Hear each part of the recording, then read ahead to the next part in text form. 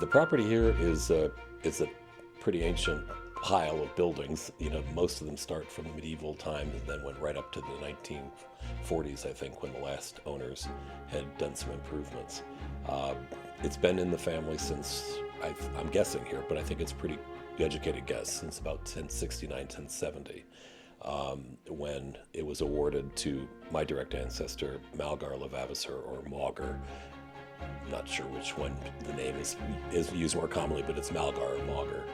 And our family then lived here, and this was their home from that period onwards until it was sold out of the family in the 20th century. So you was talking to us earlier about a painting downstairs of Anne. Yes. Could you tell us more about her? Yeah, she was a very interesting woman. Anne Vavasseur, she was the daughter of Henry Vavasseur and Margaret Nivet, and they lived in Cotmanthorpe, which is not far from here. And Cotmanthorpe was one of the branches of the family.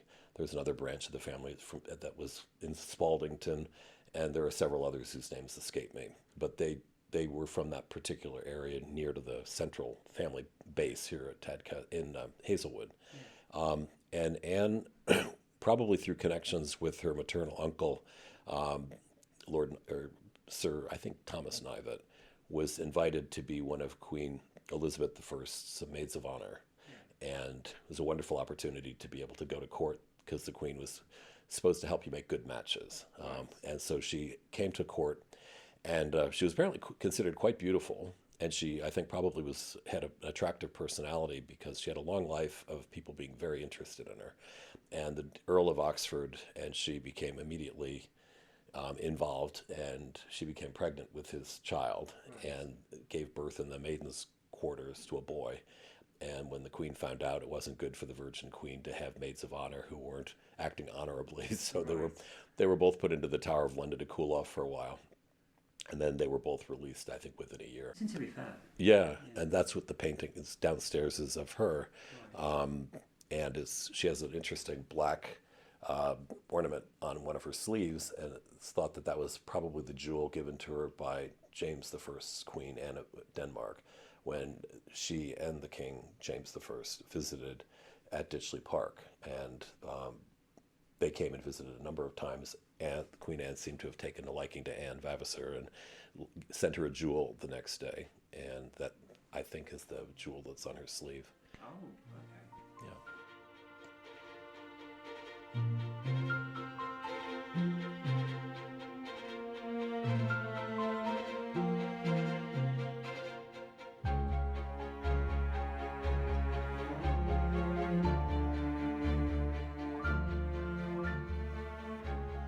So all the times you've been here, right, has the place altered or changed in any way? Oh, yeah. It's changed quite a bit. The first time I visited here, the only other time before now, was when the monks had purchased it several years before, maybe even sooner than that, before my visit, from an outside the family owner who had owned it at that time. Yeah. And they had turned it into a monastery or retreat center because they were very committed to preserving the aspect of the history of the place, which went along with the Catholic Mass being legally permitted here. So it was pretty rundown. It wasn't a hotel. It wasn't very visited, except by people who would come to the chapel, St. Leonard's, and they would have various kinds of religious services there. So could you tell us about your family? Yeah. Like your how many people within your family that have still connected to Hazelwood? I think, and I only learned this about a week ago, I think that my elder brother John was here sometime in the last 10 years for a wedding, because someone who he knows in upstate New York, in Albany, where he lives, is from Yorkshire, and either came back to get married or was coming back to attend a wedding, and he was invited as a friend to come. So I think he's the only person, other than one of my aunts, paternal aunt Virginia Vavasseur Burke, came back here in the 1970s as well, or maybe early 80s, and visited it on a trip to Scotland. So there weren't many of us who actually had been here. not many of us have come back to England. But when we have those in my family, the New York family that I'm part of, they usually were in London, and it was part of another trip for something else.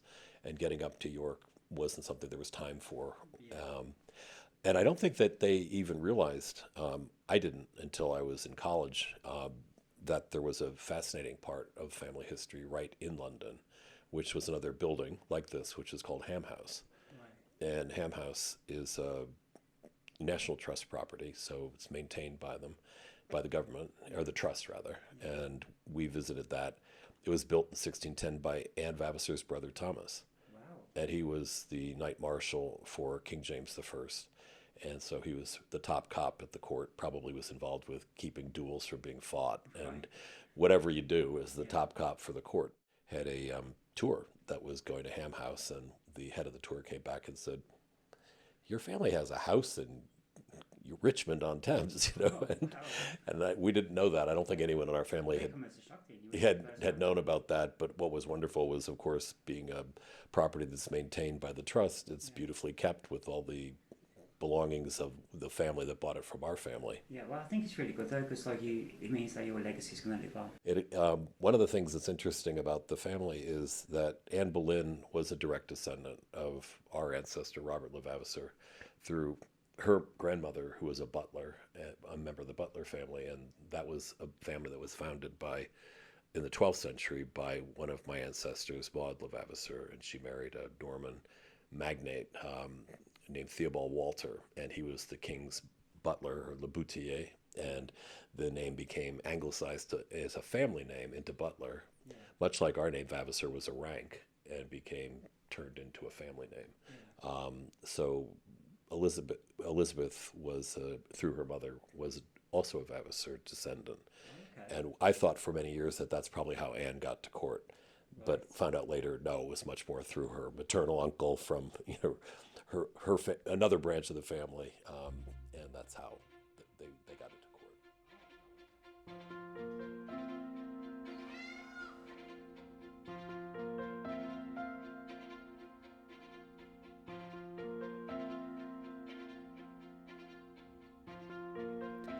The southwest Pele Tower is the oldest part of the current building.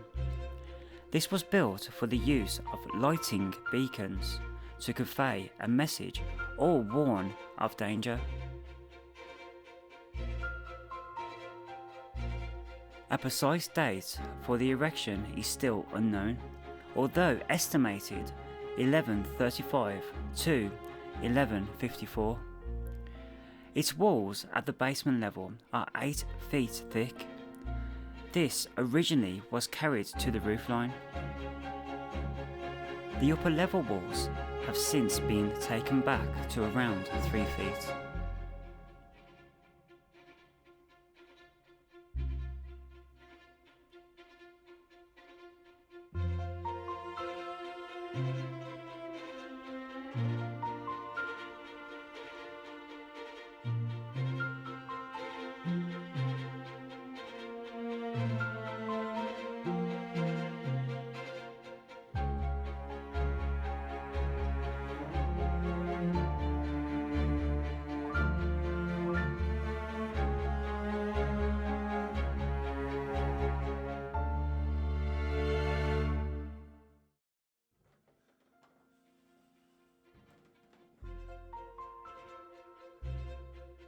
The Tudor Tower was built and refurbished in 1536.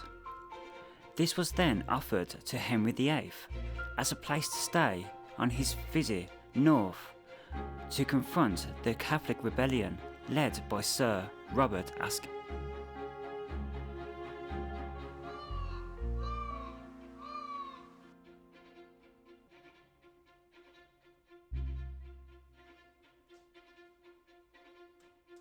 The health authority were to requisition the castle as a maternity hospital for 14 years, during which 9,000 babies were born here at Hazelwood.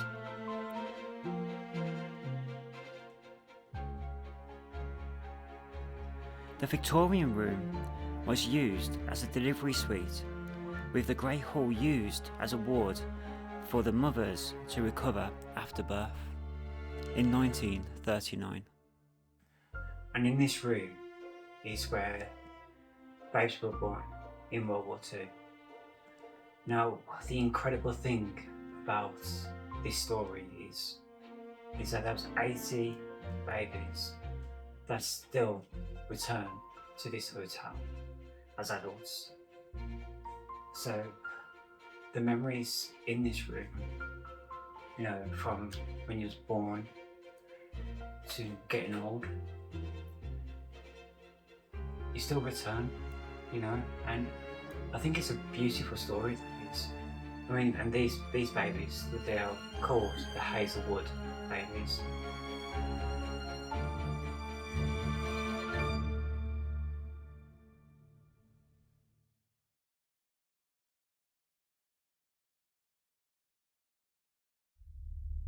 The first record of a place of worship at Hazelwood was 1183. The present chapel was rebuilt and completed around 1286, dedicated to Saint Leonard, a 6th century Frankish saint. Over the entrance of the chapel is Saint Margaret of Antioch, patron saint of women in childbirth. So we're in Hazelwood Castle's chapel. You can see how old the place it actually is, especially with these stone carvings.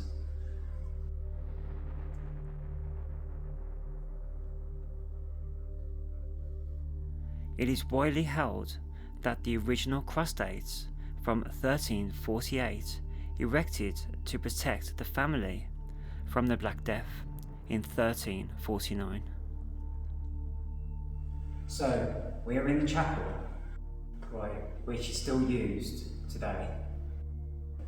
Then this chapel is actually on the ground of the castle where we're staying. I mean, this location has it all. It really has it all. It's a cemetery, it's got a chapel, it's got a castle, it's got a forest. Honestly, we are so looking forward to doing this video for you guys. So, we are going to conduct the most intense paranormal investigation of Hazelwood Castle that has ever been created.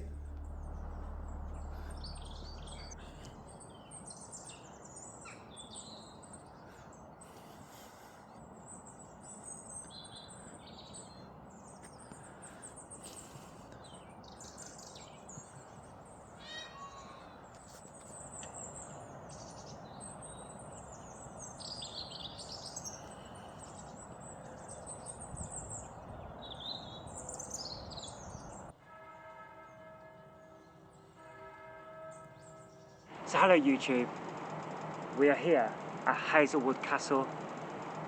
We are going to be doing a very special paranormal investigation of this entire grounds.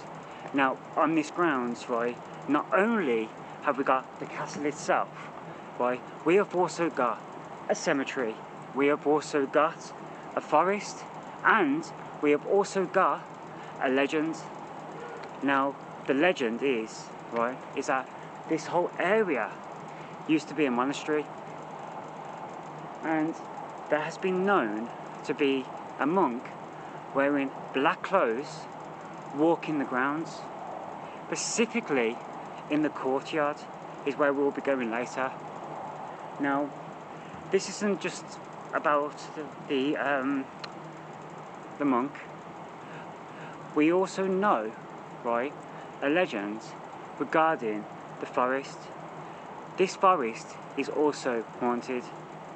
Now, you need to understand, right, that this place has been around for hundreds and hundreds of years, right?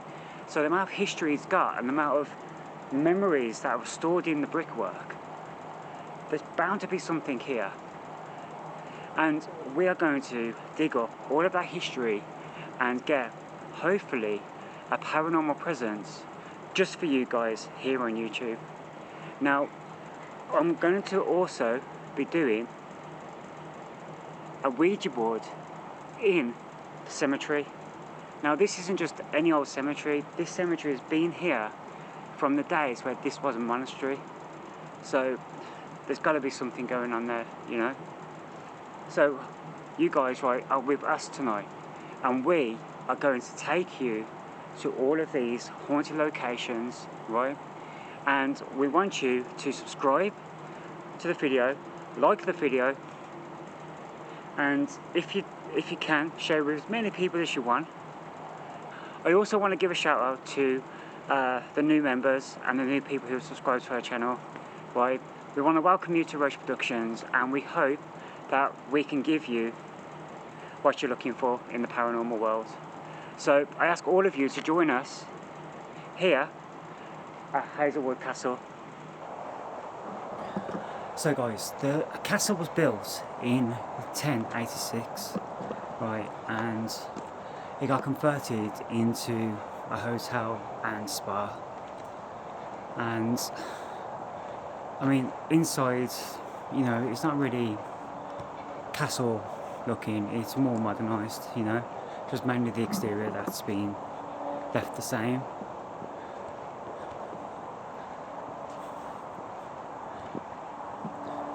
So anyway, we are now on our way to the forest.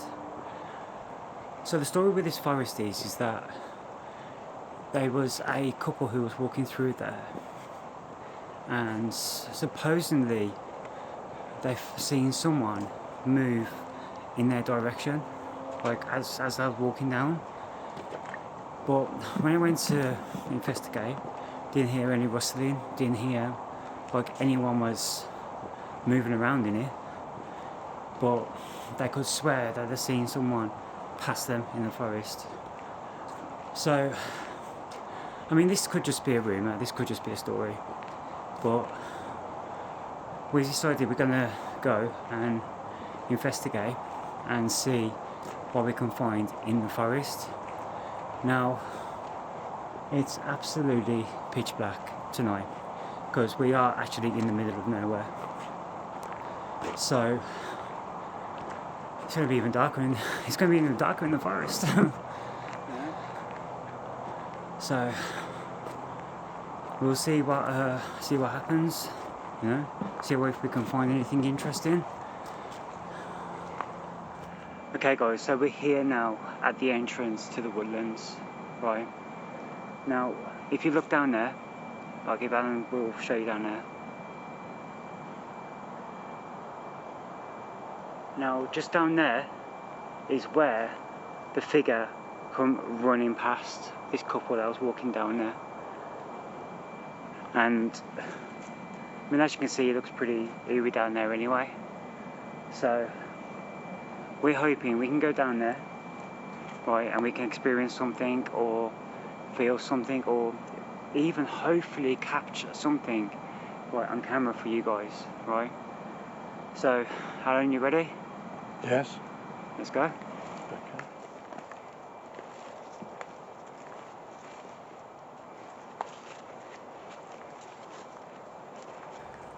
Okay guys, so yeah, it's kind of creepy walking down here. I mean, you got the lights on, which is good, you know, but you know, I mean, this is just a path, you know, quite lit up and stuff, which is good, but over there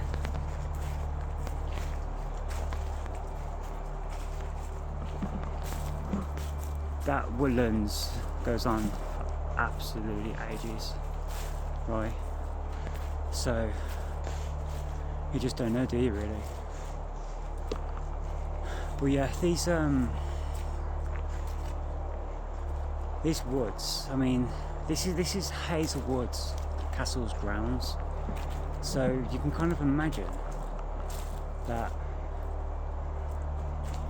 there will be like soldiers around here, and you know, or you know, horse and carts and all that kind of stuff, you know, there's like things being delivered to the castle, so there's, you know, loads of deaths and stuff. I mean, I have got some interesting facts though about the castle itself. There was in the World War II, there's a room there, it's called the Victorian Room, and in World War II it was actually a hospital, you know, it was a maternity ward, and to this day them 80 babies return to the castle as like a reunion thing. I mean, if you go over to our history channel, we actually done a part about it. It's quite fascinating, you know, but it's kind of mad, isn't it? You know, it's crazy.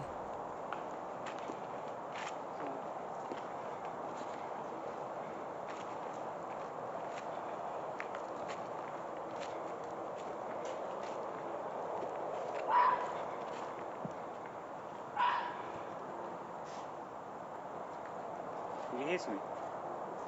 Yep.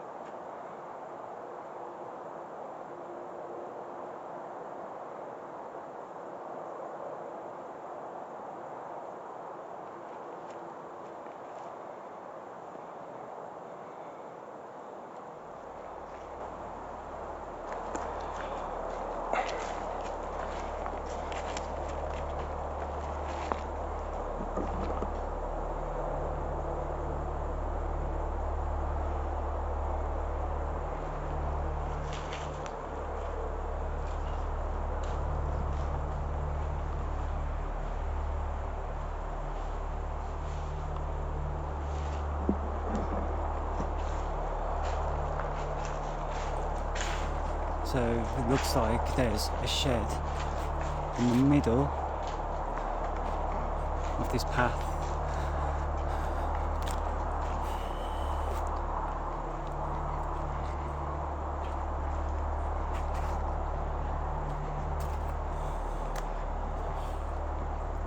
Hello?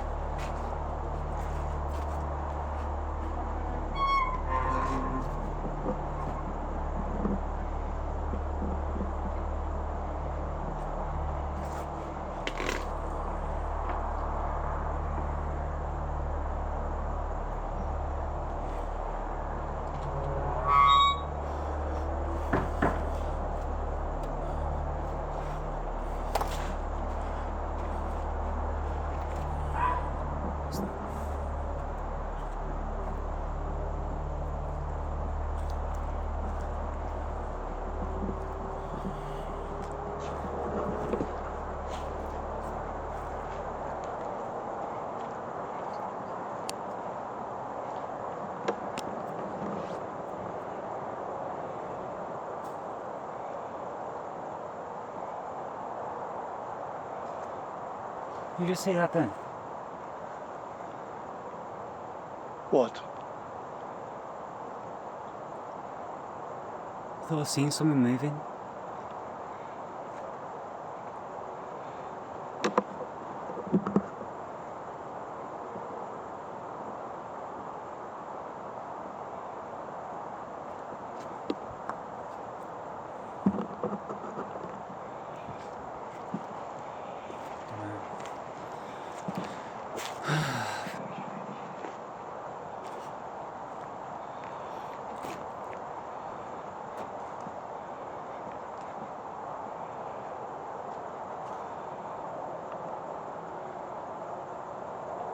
You said I'd done it.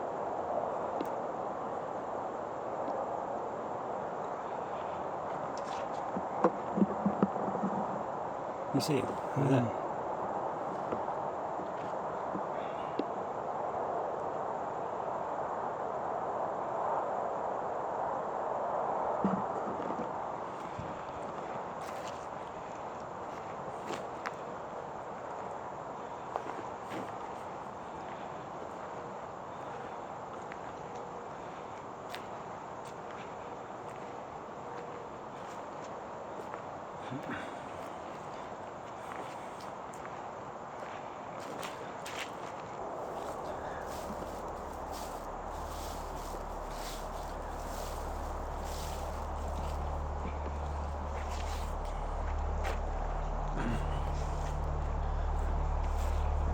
So Alan, what did you think of that forest? Did you feel anything?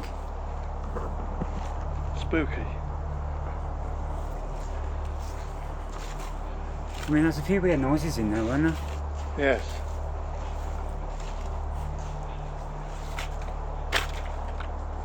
It was no, couldn't see any anyway. But I mean, I could have swore I seen something in that clearing, but I couldn't quite make out what it was. Weird.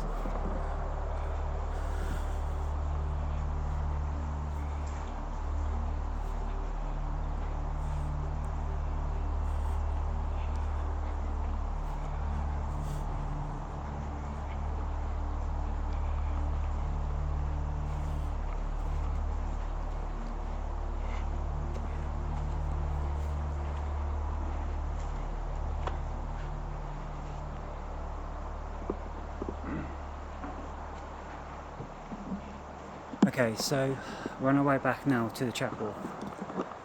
I'm just walking back up to the hotel because we gotta walk past the hotel to get to the chapel. Yeah, so we're getting closer to where the monk is supposed to be, or where the monk's supposed to reside.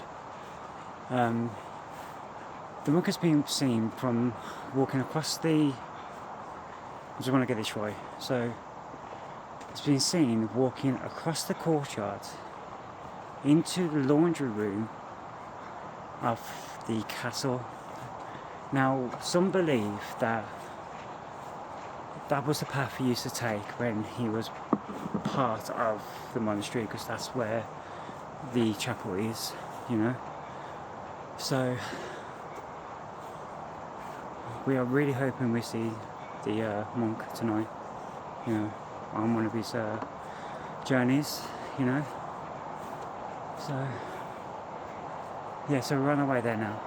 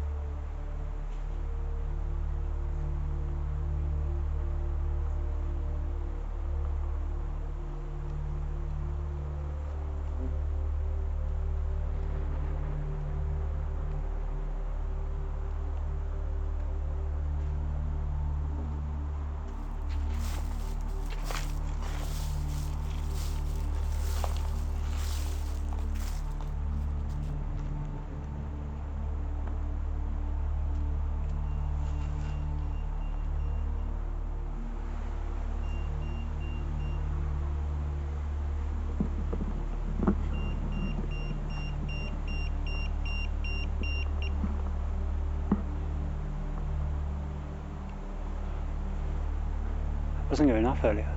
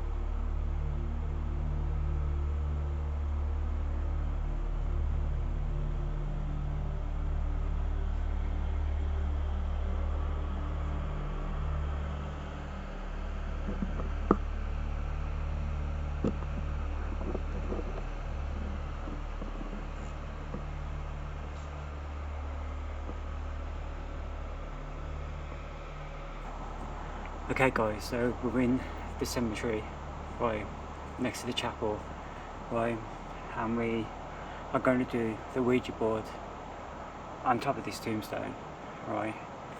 Okay, so let's just get straight into it, okay, so here goes.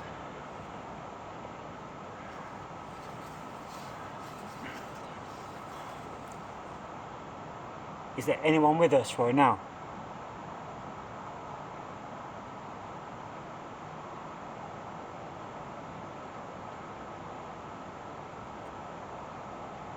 If there's anyone in this cemetery that's present, could you please communicate with me?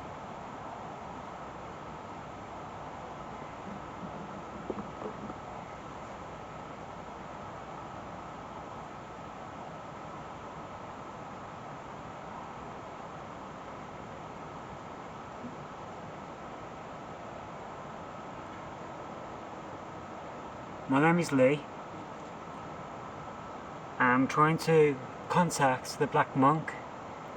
Is a Black Monk with us?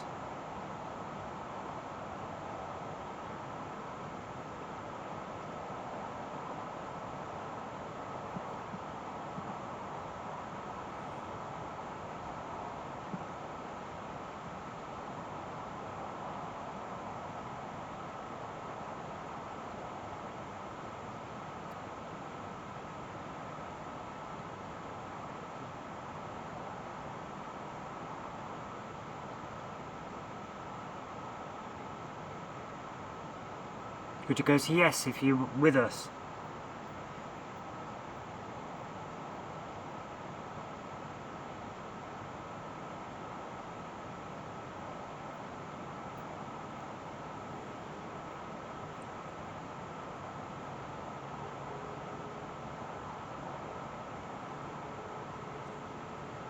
Is there anything you want to send a message? Anything you want to say?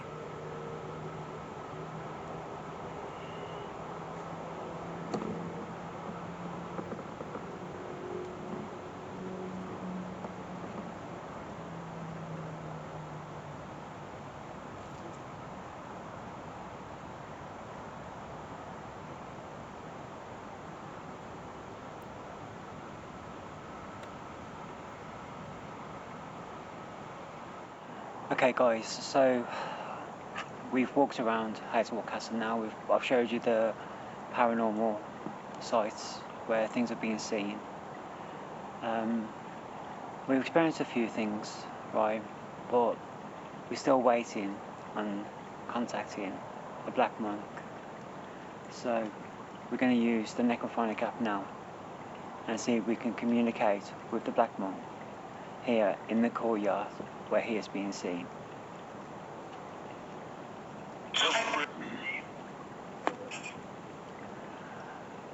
Is there anyone with us right now?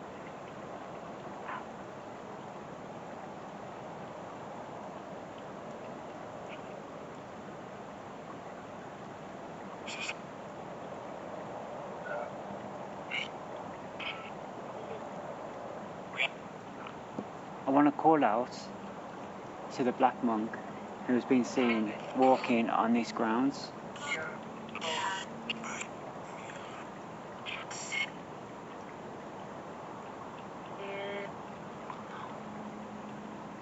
So I know this place used to be a monastery. Are you happy that it's been turned into a hotel?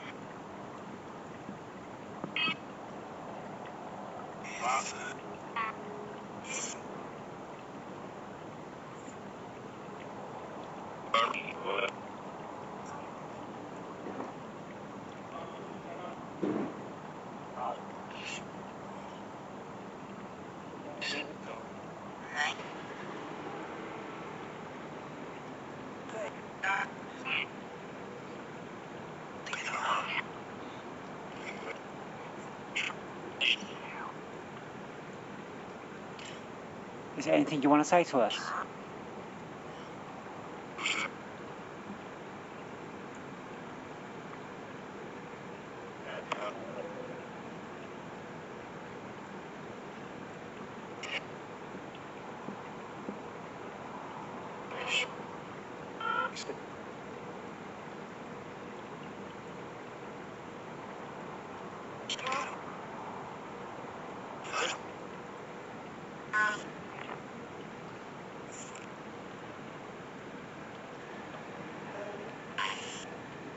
Do you still walk up these grounds and go to the places that you used to go and visit?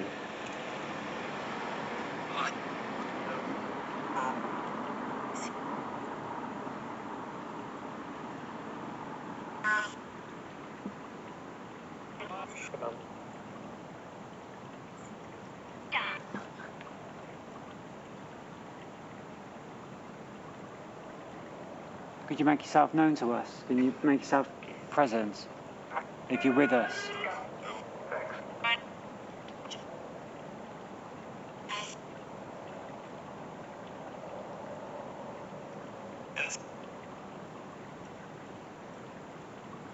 So where are you?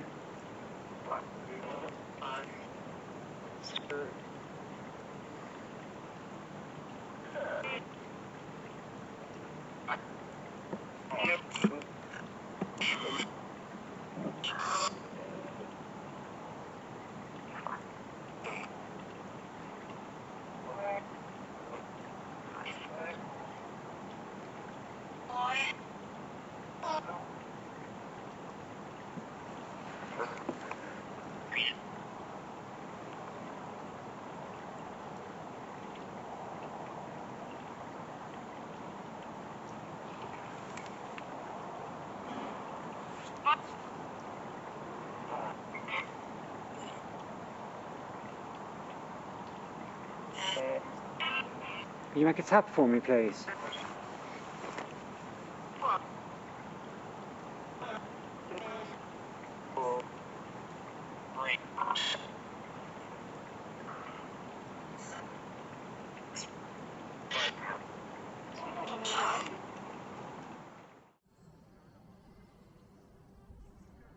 Hello everyone, so it's the morning after here at Hazelwood Castle. So you guys have took the journey with us and experienced all the paranormal sights of the castle. Hope you enjoy the video. If you do enjoy the video, then please smash that like button, and if you haven't already, please subscribe. So we hope you enjoyed the history of Hazelwood Castle and the different sites that we're showing you regarding the building and the historical facts. We'd like to thank our special guest for speaking as well. We do recommend you guys coming to this beautiful castle and spending the night here, as it's so relaxful, it's so peaceful, and it's just surrounded by countryside. And there's loads to do, loads to see.